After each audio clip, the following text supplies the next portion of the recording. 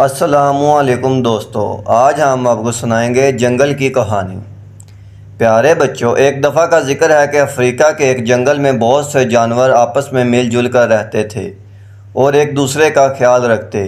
گویا جنگل میں منگل تھا۔ شیر بھی بلا وجہ کسی جانور کو نہ مارتا، اگر بھوک لگتی تو گھاس کھا لیتا یا کسی کمزور جانور کو کھا لیتا۔ جنگل کے جانور ہنسی خوشی زندگی بسر کر رہے تھے کہ ایک دن نہ جانے کہاں سے ان کے جنگل میں ایک لومڑی آ گئی۔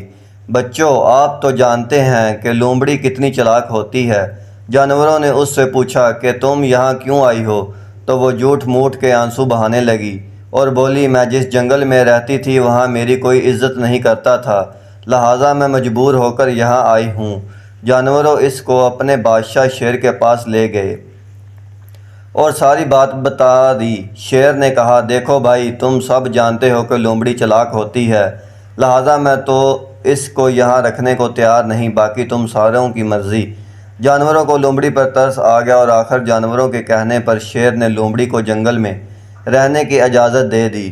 پہلے پہل تو لومڑی بڑی شریف بن کر رہی اور کوئی الٹی سیدھی حرکت نہ کی، لیکن پھر آہستہ آہستہ اس نے اپنے رنگ دکھانا شروع کر دیے اور جانوروں کو اپنی باتوں میں پھنسانے لگی اور ان سے کہتی کہ شیر تمہارے کمزور ساتھیوں کو کھا جاتا ہے اور تم لوگ چپ رہتے ہو، اگر ایسا ہی رہا تو ایک دن تم سب مارے جاؤ گے۔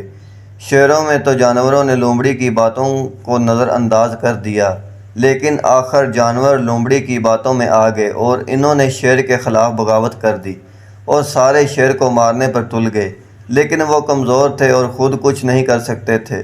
لومڑی نے موقع سے فائدہ اٹھاتے ہوئے کہا، میں ساتھ کے جنگل کے شیر کو جانتی ہوں، وہ اس شیر کو مار دے گا۔ جانور کچھ دیر سوچتے رہے اور پھر انہوں نے حامی بھر لی اور بھی لومڑی ایک دن دوسرے جنگل کے شیر کو لے آئی۔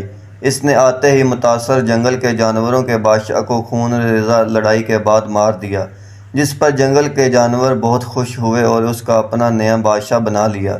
لیکن کچھ دنوں بعد نئے شیر نے بھی جانوروں پر ظلم شروع کر دیا۔